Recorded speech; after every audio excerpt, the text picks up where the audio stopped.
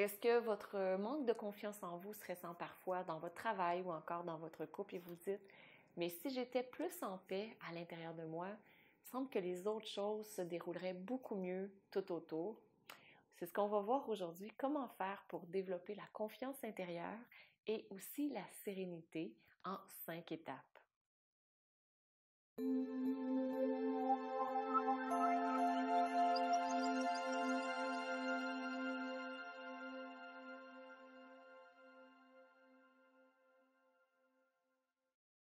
Namasté. C'est Maryse, fondatrice de Diva Yoga, et la mission de Diva Yoga, c'est d'accompagner plus de 10 millions de personnes à vivre dans la santé, dans la sérénité et dans l'amour en 10 minutes par jour.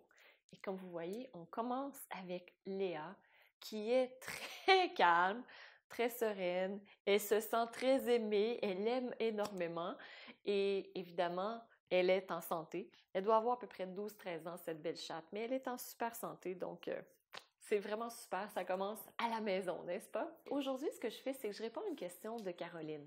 Donc, Caroline a 30 ans et ça m'a vraiment particulièrement interpellée parce que c'est à peu près l'âge auquel j'ai commencé à me poser beaucoup de questions, à faire des remises en question.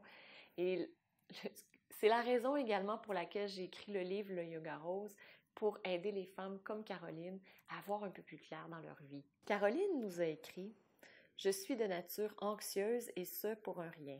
Je viens d'avoir 30 ans et je désire dès aujourd'hui être plus sereine et avoir confiance en moi. Mon manque de confiance en moi se ressent jour après jour au travail ainsi que dans ma vie de couple. Je veux devenir calme et posée et retrouver une certaine paix intérieure. » Je suis particulièrement interpellée à la fois par le message de Caroline qui me rejoint beaucoup, mais en même temps par l'ordre des choses dont elle parle. Parce qu'elle parle d'anxiété, donc on parle à ce moment-là d'un manque de connexion à la terre-mère. Donc c'est là où on a besoin de trouver un enracinement, de se connecter à son être intérieur profond. Et ensuite de ça, elle parle de manque de confiance en soi. Donc, c'est là où on monte un peu plus. Une fois qu'on a établi des fondations dans notre vie, au travail, dans notre couple, dans la famille peut-être également, on monte un peu plus puis on se dit, OK, maintenant, je veux passer à l'action, mais j'ai de la difficulté à passer à l'action. Comment je fais aujourd'hui pour pouvoir passer à l'action? C'est exactement le message que je reçois. Et par la suite, lorsqu'on monte encore un peu plus haut, c'est, OK, je veux passer à l'action et me sentir en paix et être sereine avec les choix que j'ai faits, avec les choix que je fais au quotidien et sentir que je n'ai pas de stress, que je ne suis pas anxieuse. Donc, je vous présente le livre, si vous ne le connaissez pas déjà, Le Yoga Rose, écrit par l'extraordinaire auteure Maryse Lehoux. Haha, c'est moi. Donc, vraiment, c'est excellent comme livre. Ça décrit exactement ce processus. Je vais vous parler des chapitres. Donc, chapitre 1, l'important, c'est la rose. Parce que le yoga rose, oui, c'est la couleur rose, mais c'est aussi notre rose intérieure, la rose qu'on cultive à l'intérieur de nous.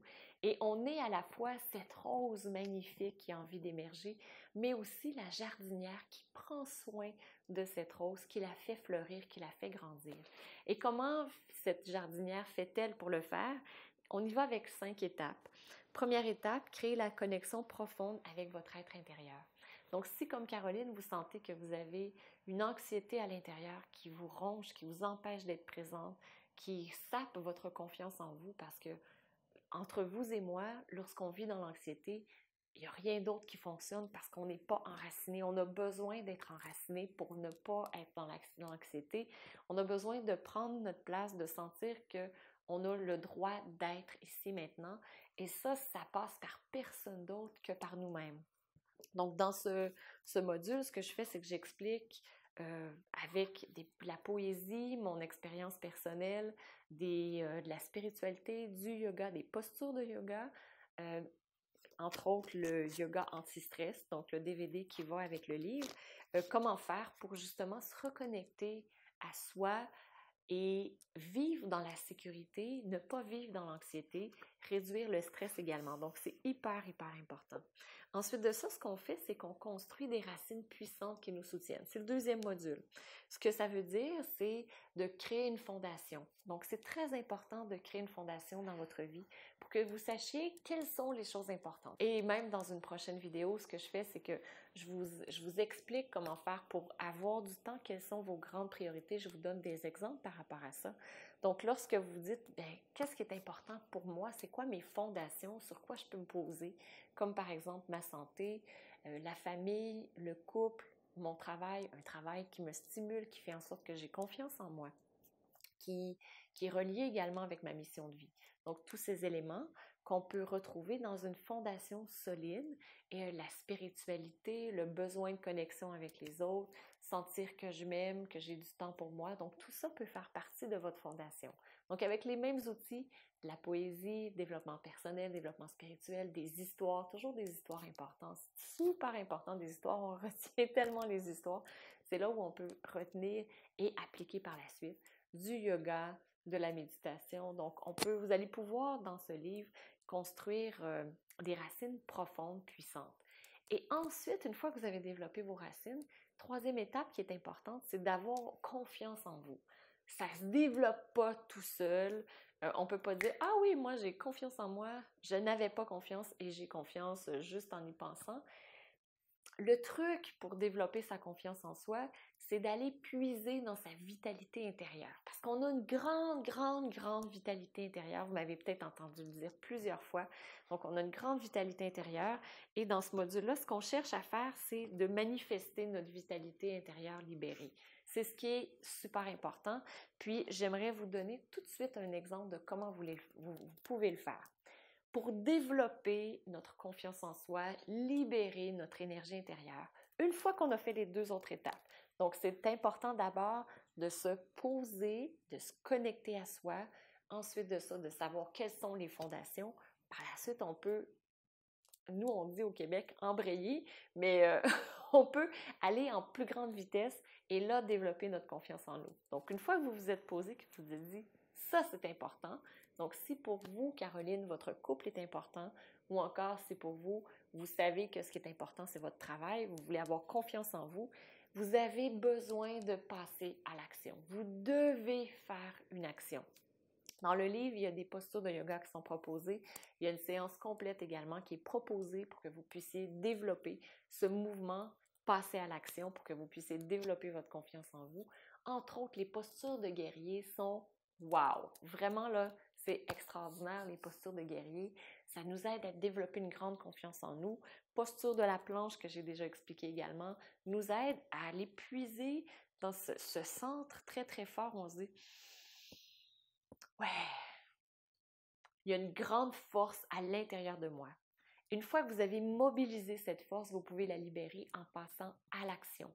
Peu importe le résultat que vous aurez de cette action, l'important, c'est que vous passiez à l'action. Souvent, on est très attaché au résultat qu'on aura. L'important, ce n'est pas le résultat. L'important, c'est le mouvement dans lequel vous entrez. Donc, ce que vous faites, c'est vous créer ce mouvement d'action.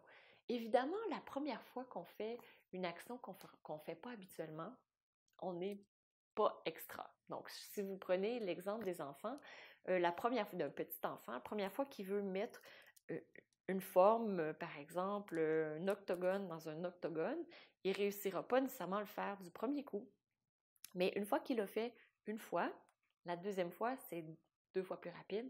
La troisième fois, encore plus rapide. Et après ça, il fait juste le mettre, pack, et ça y va. Alors que c'est la même chose pour vous. La première fois que vous faites une nouvelle action, quelque chose qui agrandit votre zone de confort, ça va vous prendre un certain temps avant de réussir à savoir comment mettre cette forme dans la forme. Ça, c'est tout à fait normal. Et une fois que la deuxième fois vous le faites, c'est plus facile. La troisième fois, c'est plus facile. La quatrième, et à un moment donné, ça devient une seconde nature. Donc, c'est super important de passer à l'action, passer à l'action, passer à l'action continuellement une fois que vous avez mis en place les étapes précédentes.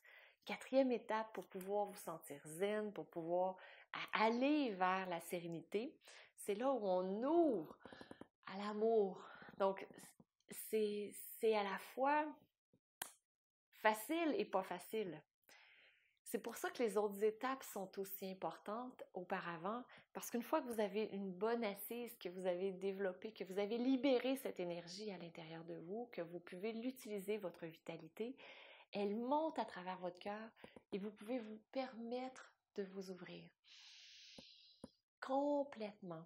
Alors qu'auparavant, c'est difficile parce que vous dites, mais si je me mets dans un état de vulnérabilité, je ne suis pas assez forte pour pouvoir faire face à ce qui pourrait y être. Et lorsque vous êtes assez forte, assez puissante à l'intérieur, vous pouvez être dans cet état de vulnérabilité, d'accueil. Autant on est dans des postures de force lorsqu'on est dans notre troisième étape pour aller libérer notre vitalité, qu'on transfère par la suite vers des postures d'extension, des postures d'ouverture. C'est là où on ouvre complètement. Et la cinquième étape arrive par la suite, la paix et la sérénité. Vous observerez, Caroline, que la paix et la sérénité arrivent lorsque lorsque vous êtes posé, que vous avez établi des fondations, que vous êtes allé dans la force, dans la puissance et aussi que vous êtes permis d'être vulnérable. Donc, par la suite, il y a une libération d'énergie qui se produit et c'est là où on ouvre complètement. Et on vit dans la sérénité et la paix intérieure. Donc, c'est un processus très, très intéressant. Donc, si vous voulez aller plus loin pour expérimenter ce processus, je vous propose le défi yoga. Donc, on va pratiquement à travers le même processus. Donc, on commence tout d'abord par réduire le stress en 10 minutes par jour. C'est un défi yoga qui est complètement gratuit. Par la suite, vous allez chercher votre énergie positive à l'intérieur de vous en établissant des fondations et en commençant à développer votre vitalité.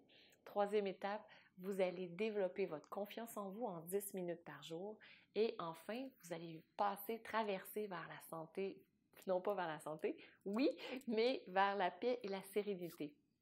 Donc, c'est le processus que vous pouvez suivre ou encore si vous voulez être accompagné par un livre également, donc le Yoga Rose qui est super intéressant et vous avez les 4 premiers chapitres qui sont offerts gratuitement. Vous avez juste à aller sur leyogarose.com et vous allez pouvoir télécharger les premiers chapitres, commencer votre lecture et voir si ça vous convient, si ça peut vous accompagner. Donc, ce que je vous propose, inscrivez-vous au défi yoga ou encore téléchargez les premiers chapitres, continuez à avancer. Donc, si vous voulez avoir quelque chose qui est très pratique, concret, inscrivez-vous au défi. Si vous voulez avoir de l'inspiration et de la pratique également, ce que je vous propose de l'autre côté, c'est le livre Le Yoga Rose. Donc, je vous souhaite une magnifique journée. Et vous savez quoi? C'est quoi la bonne nouvelle? C'est qu'on se retrouve la semaine prochaine parce que toutes les semaines, je réponds aux questions à Diva Yoga. Donc, je vous embrasse et allez découvrir cette rose magnifique qui vit à l'intérieur de vous. Aujourd'hui, soyez une jardinière, cultivez-la et observez comment elle s'ouvre à la beauté de votre lumière. Namasté.